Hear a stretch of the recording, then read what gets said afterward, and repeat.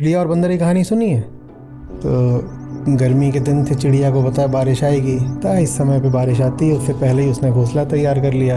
उसको ऐसी जगह घोंसला बनवाया कि उससे बढ़िया ऐसे पत्तियों की छाया बन गई, तंबू तन गया पत्तियों का। फिर जैसे ही बारिश आई तो अपना घुस करके बैठ गई। अब बंदर काहे कुछ करे, वो पूरी गर्मी उसने मौज काटी, आम थे इधर उधर आम लूटे, फल फोड़े, सब जो नालायकी कर सकता था उसने करा। तो एक दिन बड़े गरज के साथ बारिश, चिड़िया अपने घोंसले में बढ़िया मस्त बैठी हुई है, बंदर बगल में भीग के कांप रहा है। चिड़िया को दया आ गई, चिड़िया बोली बंदर भैया, अब घोंसला हमारा इतना बड़ा नहीं है कि तुमको छाया दे सकें, लेकिन इतनी लंबी गर्मी थी, कुछ अपने लिए तुमने प्रबंध क्यों नहीं किया?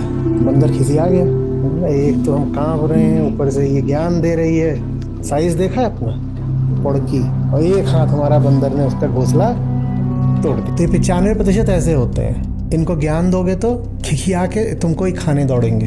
तो हतोत्साहित मत हो जाया करो, और मैंने कहा अपने आप को कुछ विशेष अभागा मत मान लिया करो। तुमने बलि अल्लाह को दी है, लेकिन बकरवा गया तो तुम्हारे पेट में है। थोड़ा तो होश रखिए।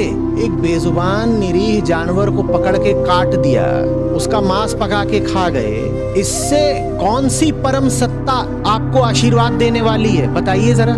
तुम बलि क्यों देते हो? इसलिए नहीं कि उससे कोई धार्मिक लाभ हो जाएगा, इसलिए क्योंकि ये जो जरा सी जबान है ना, 2 इंच की चमड़े की, लपलपाती रहती है स्वाद के लिए। किसी न किसी तरीके से स्वाद चाहिए। बकरे की जगह इसीलिए कुत्ते की बलि नहीं देंगे, क्यों? उसका मांस स्वादिष्ट नहीं होता।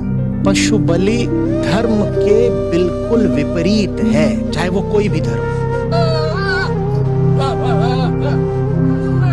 अगर आप अपने आप को धार्मिक कहते हैं और पशुओं जीव जंतुओं के साथ आपका हिंसा का, क्रूरता का नाता है, तो आप कहीं से, किसी दृष्टि से, किसी कोण से धार्मिक नहीं है।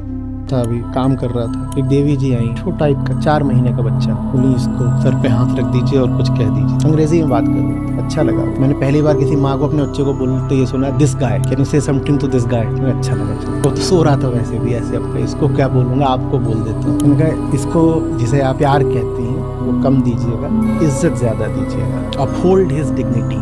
जैसे किसी भी अपरिचित को आप एक न्यूनतम इज्जत देते हो, रिस्पेक्ट बोलो, डिग्निटी बोलो, वो दीजिएगा। ममता के बारे में मैं कुछ बोलूंगा नहीं, क्योंकि आप माँ हैं तो ममता तो होगी ही होगी, पर इसकी डिग्निटी का ख्याल करिएगा, क्योंकि आसक्ति के संबंधों में सबसे पहले इसी की बलि चढ़ती है, डिग्निटी की। आप से तुम से तू, और तू से तमाचा।